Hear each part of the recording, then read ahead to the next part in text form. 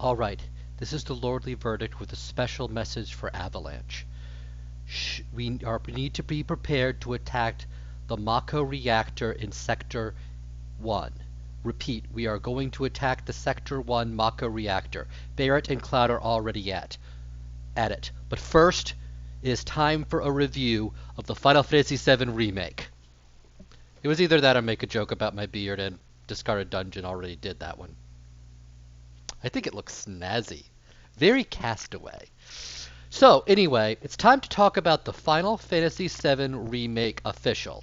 I finally managed to complete it, and I haven't shaved since I started, and you can tell!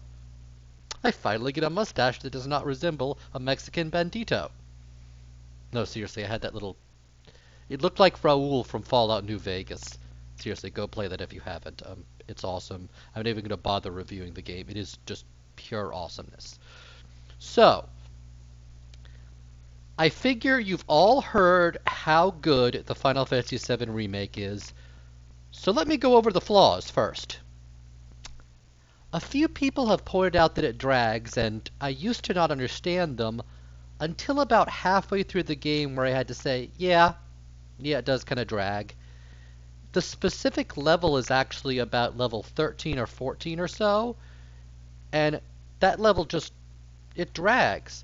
See, and I'm going to bring up a good point. Normally levels have a lot of inter-party banter. This is the first level that really doesn't.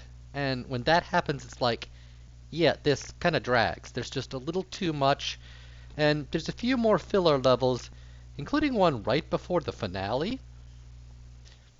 And another is, there's actually a major flaw with the mechanics.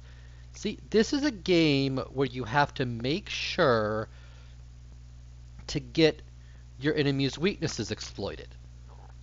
But in this game, you can only use magic if you have the magic equipped using a materia. If you have a bad materia build, and you only have limited slots, well, you can't exploit weaknesses, and the boss battles drag like heck.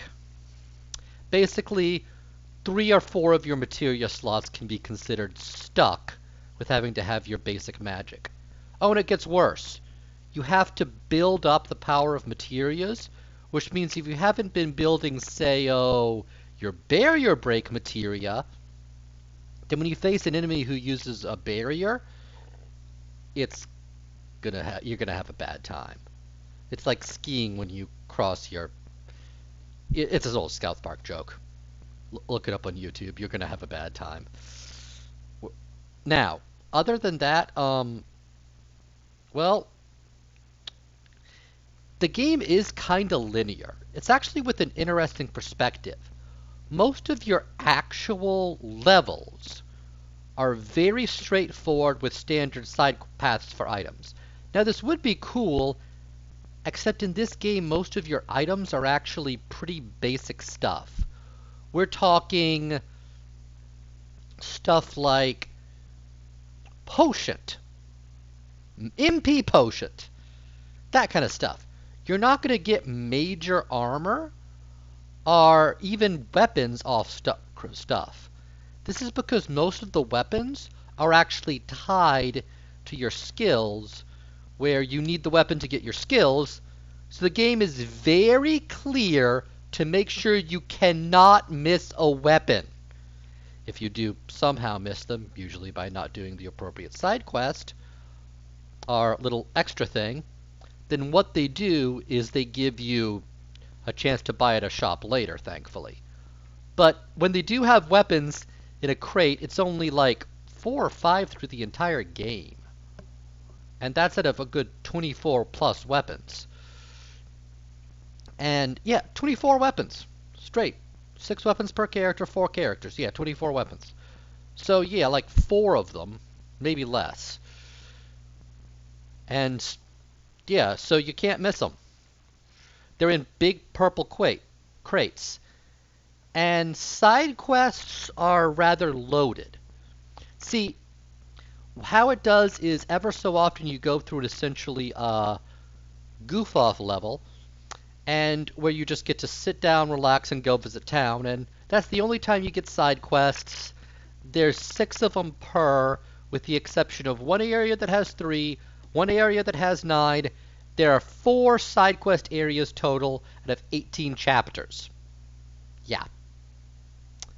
The side quests are very, very loaded to minor areas. That said, they're all very good side quests.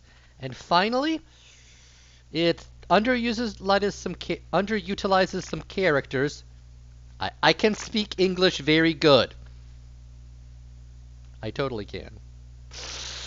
Okay, so a few characters are underutilized, the big one being Rosh. Heavily advertised. He's given an awesome introduction, running on a motorcycle. Vroom, vroom. Cloud! We shall have your ultimate enemy. I am Rosh. Come, sing, sing, sing, sing. I'm not kidding. You have a ting ting sword fight on motorcycles. The only thing more awesome is card games on motorcycles. Guys do that, you know they are incredibly brave. And then he never appears again. One chapter. Similarly, they introduced the fact that there's more Avalanche than just Barrett. And they never really do anything. Like, there's a whole HQ who never appears. And it's only brought up in, like, 2 different chapters.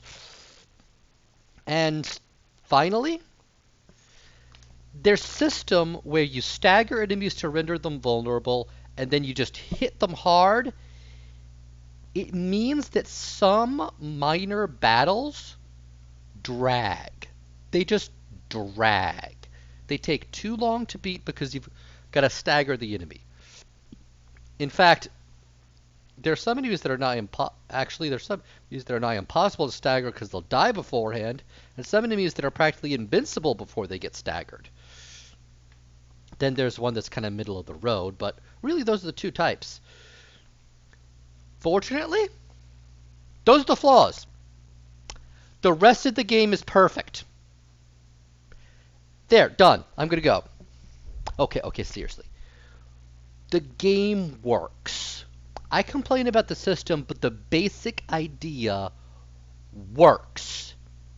It produces a very dynamic sense of battling, and every character, except maybe Aerith, has a unique mechanic to keep them going. Barrett can sort of overcharge them. His gun shoot them really heavily. Aerith, she can shoot a ranged attack that you can charge, but really you just charge it for a second, then shoot it off. Tifa, her trick is that she makes the stagger gauge more effective. And Cloud has this awesome counter system that is crucial for the final battles. I would not have made it through without countering. Now, plus, their idea that you only have a limited amount of casts because you have to build up a gauge to even use items, it actually works. It means that just spamming items is no longer possible, and quite frankly, that's what most people did to get through battles in the original game. I know, I did it. I just spammed potions and cures. In this game, you can't do that anymore. You've got to make sure you're free to cure, that you use people, that you have enough healing materia. It's good. Heck, in fact, hard mode takes away your items completely, which is really clever. And even when it dragged, I still felt the battles had heart to them. And speaking of heart, you can tell this game has a love for its characters and a strong character. I complained about characters being underutilized. That's mostly because pretty much every character with a name is just good. They've got arcs to them. They're fun, they're interesting, and I enjoy them and want to see more. Heck, they have Marl from Chrono Trigger in the game as a little old lady. I'm hoping they bring in Chrono and Luca. So, yeah, and most of all, the game works because they took a good plot and expanded on it, fixed the plot holes, and made it work.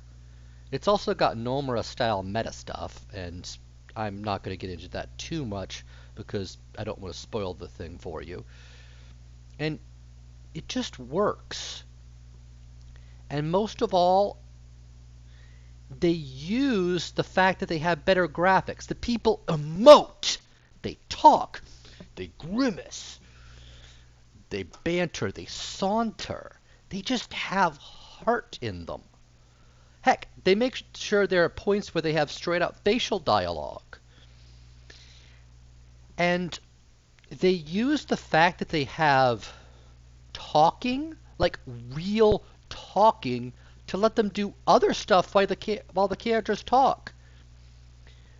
The game doesn't feel like it's pausing for cinemas nearly as much as some other games do. Heck, I've met action games that pause for cinemas less. And when it does pause for cinemas, they're good and dynamic. And most of all, you can tell Nomura and Katase love these characters. Truly, honestly love these characters. They're scripted by the same people who made them in the first place and want to make sure they shine. And every one of them just feels like a real person. And I love it so much. And there's been rumors that they're going to try to change the destiny of the game to be and it's not going to be the same Final Fantasy in the sequels, but you know what? I don't mind, because I know there's a real legitimate affection to them. The only member of the original cast for behind the scenes, not voice actors, that they kept, that they failed to keep actually, was Sakaguchi, who has tragically moved on to a better place. He is now working for Mistwalker. I mean, he's fine, but he's at the competition and they couldn't get him. He's like running the company, I think, so yeah, he couldn't be a contract worker for this one, alas. Other than that, the game is done by people who care, and that care goes, and there's something special. See, in the original Final Fantasy, it was a game that could only be made once, because the game heavily relies on surprises, on things that no one could see happening, especially the incredibly famous death of Aerith, which is considered revolutionary because it's one of the first times in RPGs, with the possible exception of the Phantasy Star series, where a character is killed and not replaced. And it's treated as if it's a real legitimate death. But they could not do it again or replicate it because it only works if you don't see it coming. Once you kind of know that it's coming, it's just going through the motions. There's a lack of sincerity to it. But you know what? I know Nomura's going to feel a way to get away and really get to make it feel like it did the first time. I don't know how he's going to do it. I don't know how Katase is going to do it. But I look forward to it. This is a game with heart and soul to it. And we need more of those. And the fact there's going to be a year to 2 years before the next one is making me contemplate cryogenic stasis. This has been the Lordly Verdict. And I really hope you go play this game. Also, you can just barely see, but I'm a big fan of Voltron. Say hi, Voltron! He's not moving. He's busy. Talk to you later. Peace out.